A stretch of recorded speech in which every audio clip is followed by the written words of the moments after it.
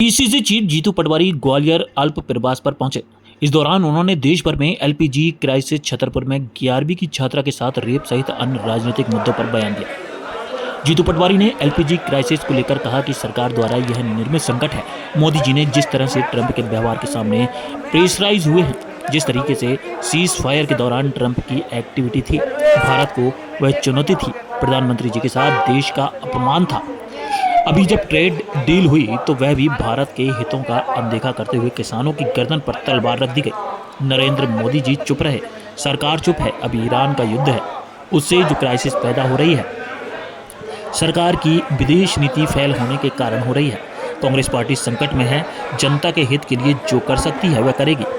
हम भी ब्लॉक स्तर पर क्राइसिस मैनेजमेंट की समितियां बना रहे हैं, जो सरकार और प्रशासन को आगाह करेगी, साथ ही जनता का सहयोग भी करेगी। 1500 लाडली बहना को देने का मुख्यमंत्री जी ने ऐलान किया है। आज 1500 का गैस सिलेंडर ब्लैक में मिल रहा है। ये देश के 10 साल के नरेंद्र मोदी जी का नया भारत है। सरकार की सोच और विचार, काम करने का तरीका है जो स्पष्ट है। देश बहुत डरा हुआ है, मोदी जी प्रेशराइज हैं। ऐसे में देश की जनता को जागना पड़ेगा, एकजुट होना पड़ेगा, देश के सम्मान को बचाना पड़ेगा। विजयपुर से कांग्रेस विधायक मुकेश मल्होत्रा के मामले को लेकर उन्होंने कहा कि विजयपुर का जो घटनाक्रम है, जिसने देखा वह भी आज आश्चर्यचकित है, क्योंकि माननीय न्यायालय के ऊपर हम सवाल नहीं कर सकते, लेकिन हम सुप्रीम कोर्ट जा चुके हैं। ऐसा है, देश में सरकार द्वारा निर्मित संकट है। मोदी जी ने जिस तरीके से ट्रंप के व्यवहार को में प्रेशराइज हुए, जिस तरीके से सीज फायर के दौरान ट्रंप की एक्टिविटी थी, उनकी भारत को चुनौती थी, प्रधानमंत्री का अपमान था, ये देश का अपमान था। अभी जब ट्रेड डील हुई तो वो भी एक तरफा भारत के हितों को अनदेखा करके किसानों की गर्दन पे तलवार रख दी गई। नरेंद्र मोदी चुप रहे, हुप नहीं बोले, सरकार चुप रही। अब जो विश्व का ईरान का जो युद्ध है, उससे जो क्राइसिस पैदा हो रही है, सरकार की विदेश नीति फेल होने के कारण हो रही है। कांग्रेस पार्टी संकट में जनता के हित के लिए जो कर सकती है सब करेगी। हमने ब्लॉक स्तर पर क्राइसिस मैनेजमेंट की समितियां बना रहे हैं, जो सरकार को, प्रशासन को आगाह तो करेगी पर जनता का सहयोग भी करेगी। 1500 रुपये लाडली बहना को देने का आज आदरणीय मुख्यमंत्री जी ने ऐलान किया और 1500 रुपये का ही गैस सिलेंडर ब्लैक में मिलने लगा। तो ये देश के 10 साल के नरेंद्र मोदी का नया भारत है। सरकार की सोच, विचार, काम करने का तरीका अस्पष्ट है, डरा हुआ है। मोदी जी प्रेशराइज है, सरेंडर है। तो ऐसे में देश की जनता को जागना पड़ेगा, एकजुट होना पड़ेगा और देश के सम्मान को बचाना पड़ेगा। ये जो विजयपुर का घटनाक्रम है, ये जिसने सुना, जिसने देखा, जिसने पढ़ा, आश्चर्यचकित है। चूँकि माननीय न्यायालय के ऊपर हम कोई सवाल नहीं कर सकते, पर सुप्रीम कोर्ट चले गए, हमारी याचिका एडमिट हो गई। मैं मानता हूँ कि न्याय पे हमें भरोसा है, पर बीजेपी का सोच, बीजेपी की कलाई खुल गई है।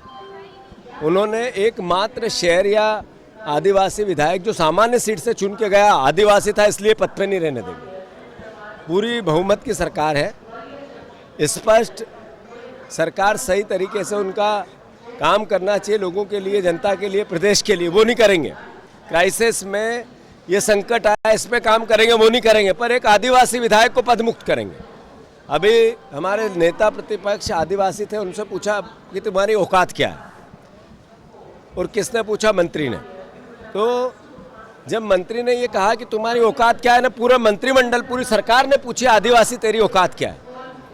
और इस एक आदिवासी को पदमुक्त करके सीधा बिना जीते हारा हुआ व्यक्ति पद पे आना, ये भी मैं समझता हूँ कि ये आरक्षित वर्ग, दलित वर्ग, आदिवासी वर्ग और प्रदेश का आम नागरिक देख रहा है, इनको सबक सिखाएगा।